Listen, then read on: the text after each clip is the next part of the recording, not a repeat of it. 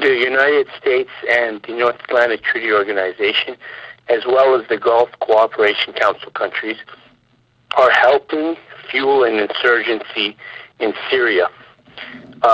Just a few months back, the Syrian government asked for opposition figures to put and the insurgents to put their weapons down and to come to talks.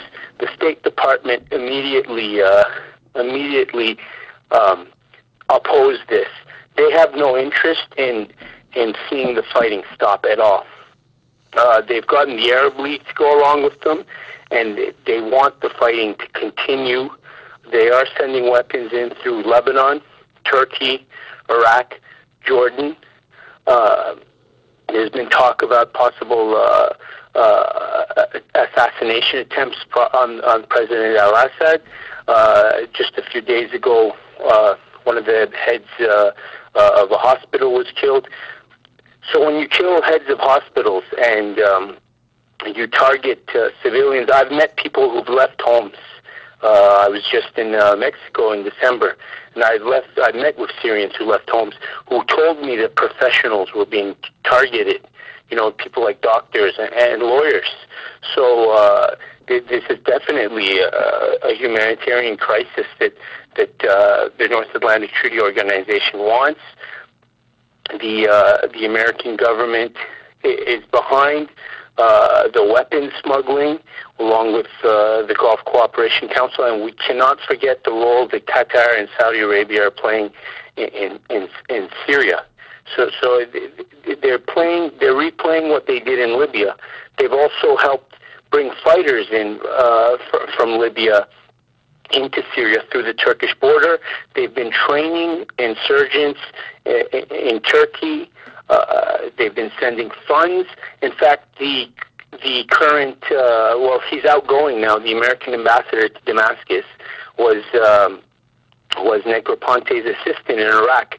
And if anybody knows anything about Negroponte, they'll know that he helped set up the death squads in El Salvador, and then he was sent to Iraq to do the same thing. So it's not just random countries, it's countries like Turkey, like you just saw, that funnel weapons into Syria as well that the U.S. is selling weapons to in the first place. So instead of finger pointing, perhaps there's a need to rethink policy, or at least take a closer look at the consequences of these actions. I've got Ivan Eland, a senior fellow at the Independent Institute, here to help me break some of this down. Ivan, let's talk about this stance by the U.S. Selling arms to Middle Eastern countries on one hand, while simultaneously criticizing countries that are selling arms to other ones. Well, unfortunately, the U.S. has a double standard in this regard, and you see it in Syria, as your tape story mentioned. This is in Bahrain. This is exactly what happened. We not only gave it to the Bahrain government, but of course Saudi Arabia invaded Bahrain and helped the government put down the protesters there. And of course, Saudi Arabia is one of our biggest arms recipients. Also, Mubarak's Egypt. The United States was slow to embrace the protesters, but then when they did, of course, it was still the arms that were in contention, which were hovering over the entire situation, and which still hover over the entire situation in Egypt. Are U.S. Most of them are U.S. built, because we give a lot of military aid to Egypt. And there's also the issue of state sovereignty. I mean, if you break down the system of world sovereignty over countries over their own borders, you start running into a problem, because this is not a perfect system. Sometimes regimes do abuse their own people, but the state sovereignty system, where you stay out of other people's business, that's sort of the bedrock of the international system. Otherwise, we might have perpetual war. And so that's why that's been set up. It's a hard-nosed reality that sometimes there are these issues where a regime is not nice to its people. But on the other hand, the United States has been on the other side of this, supporting repressive governments more than on the side of the protesters usually. military action against Iran to keep it from obtaining a nuclear weapon. 60% of the participants in our new Fox News poll feel that way. National security correspondent Jennifer Griffin tells us the Pentagon is speeding up work on a weapon that could factor into such a conflict. The massive ordnance penetrator, a 30,000-pound bunker buster bomb that the Air Force developed in conjunction with Boeing to attack concrete bunkers and tunnel facilities, requires a, quote, urgent upgrade, according to Pentagon officials who requested $81 million in reallocated funds from Congress to ensure that the 20 bombs are battle-ready. Defense appropriators on Capitol Hill agreed to the request this week, just 1 month after Iran announced it would begin uranium enrichment at a hardened underground facility near the city of Qom in the Fardo mountain range. The key question, Charles, will Israel strike Iran before the election? Our own Secretary of Defense has said that it's highly likely, and he gave a time frame, April, May, June, which means the Israelis think that the moment the zone of immunity where they can no longer attack successfully is approaching.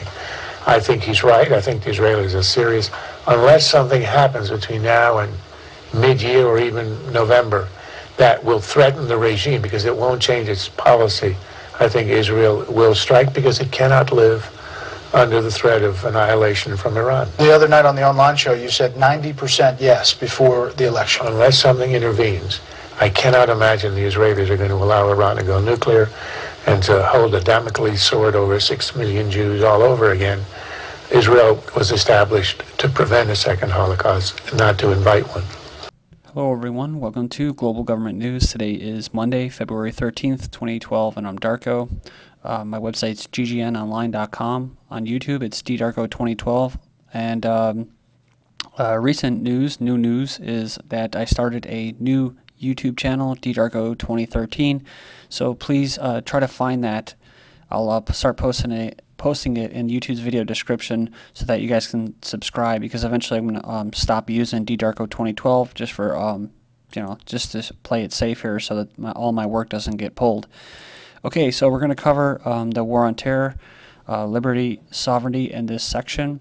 This first video, diplomatic inaction fueling Syria crackdown, says UN. So the global government says that not taking action is causing this, right? Not the weapons that are being funneled in by the same groups. It says here, the UN human rights chief blamed disagreement in the Security Council on Monday for encouraging the Syrian government to step up attacks on opposition strongholds in its campaign to crush an uprising against Assad's 11-year rule. So then we have Al-Qaeda chief urges world to back Syria rebels. So they're done over in Libya. No, actually they got their asses handed to them by Gaddafi loyalists and the real Libya people. And what happened? Oh, now they're going to be in Syria working for the United States and Israel to get a regime change. It says calls for arming and backing the various opposition factions in Syria aren't the exclusive domain of the Arab League or even Senator Joe Lieberman anymore. That's because a new video today from Al-Qaeda leader is calling for international intervention against Bashar al-Assad. It says here, urging Muslim fighters from neighboring nations to join the rebels. Sound familiar? Just like Libya. Remember, I covered that within the past 30 days about how they were actually being trained, these terrorists, before they go into Syria. They've probably already been there, but just receiving more training. Zionists use Al-Qaeda to attack Syria. That's right. So remember this article that I covered last time. Independent report contradicts Western portrait of Syria. Arab League report shows that Syria has been mischaracterized. Talking about the rate of casualties and how the government's actually working with these groups calling for a ceasefire. But then look at this little propaganda piece from February 13th, 2012. Arab League proposes peacekeeping force, i.e. military force, support for Syrian rebels. It says the League, which suspended Syria in January, said its members have decided to end the previous monitoring mission because what? Because they didn't get what they wanted to hear, which was that what they were saying here, like open the channels of communication with the opposition groups. If you read in this article, I'll post the link here, it says in there that they were offered, the Syrian government allowed them to come in and speak to both sides, the opposition and the people that supported the current government. Then we have active war plans. Pentagon plans U.S.-backed war against Syria. It says the Pentagon has drawn up plans for military intervention in Syria. The strike would be coordinated with Turkey. We keep seeing Turkey all of a sudden now. Well, not really all of a sudden. They've been kind of in the background. But either way, Turkey's going to be a big part of this, kind of like France was with Libya, the Gulf states, and the NATO powers, according to reports that acknowledge such plans officially for the first time. The plan is described as an internal review by Pentagon Central Command to allow President Obama to maintain the pretense that the White House is still seeking a diplomatic solution. It says here, as with the war against Libya last year, military intervention would be justified by citing the responsibility to protect civilians, but its real aim is regime change. It says here, a State Department official told the UK's Daily Telegraph that the international community may be forced to militarize the crisis in Syria. And the debate in Washington has shifted away from diplomacy. Remember that video covered too with the White House talking head talking about we're gonna go with the diplomatic avenue, political avenues. James Carney, the White House press secretary, said, "We are, of course, looking at humanitarian assistance to the Syrian people, and we have for some time." And then lastly, the Telegraph noted any plan to supply aid or set up a buffer zone, maybe that means a humanitarian corridor, or a no-fly zone, basically where they start killing people, civilians, would involve a military dimension to protect aid convoys or vulnerable civilians, see? Then we have setting the precedent. NATO may use R2P to intervene in Syria, talking about if the this crisis in Syria continues and it forces millions of refugees to flee into Turkey's southern border. There's analysts that say that it could potentially constitute an Article 5 situation, which could lead Ankara to call for a NATO collective defense initiative. And being that Russia and China both vetoed the UN Security Council's proposal, it has led some to speculate that Turkey, along with its NATO allies, may intervene in Syria to check the growing crisis. So there you go. There's kind of the answer as far as why is Turkey getting into this now. Then we have Syria's UN envoy says UN rights report far from truth. He says the human rights chief report about the situation in the country does not reflect the reality since it's based on testimonies by members of the opposition and armed groups.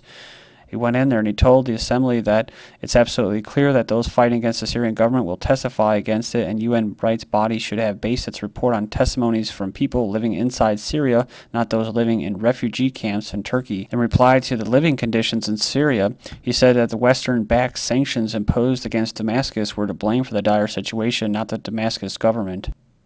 He also accused the human rights chief of ignoring strong documents proving the involvement of Al-Qaeda in this country unrest. Quote, Al-Qaeda has said on its website that 5 of its members were killed in the Syrian cities of Homs.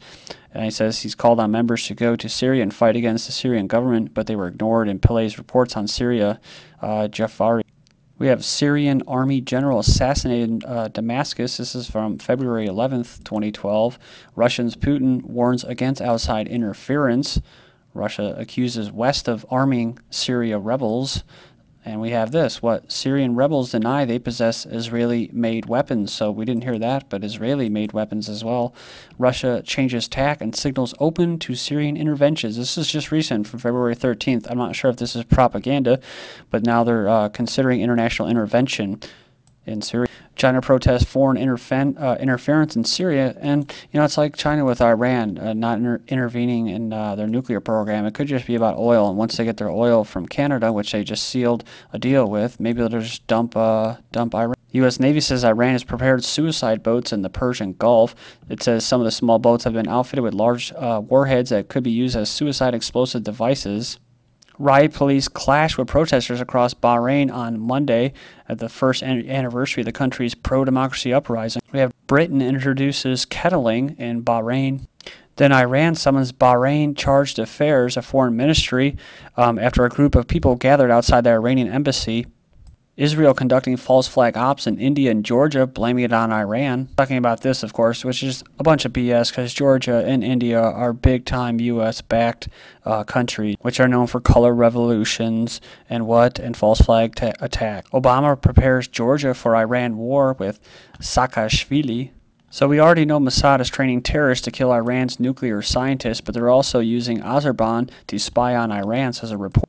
Egypt, U.S.-funded agitators on trial. It's right, U.S. democracy promotion equals foreign-funded sedition. So they sent a general over and threatening to cut U.S. aid, but the Muslim Brotherhood says it will affect peace with Israel. That's a bunch of propaganda.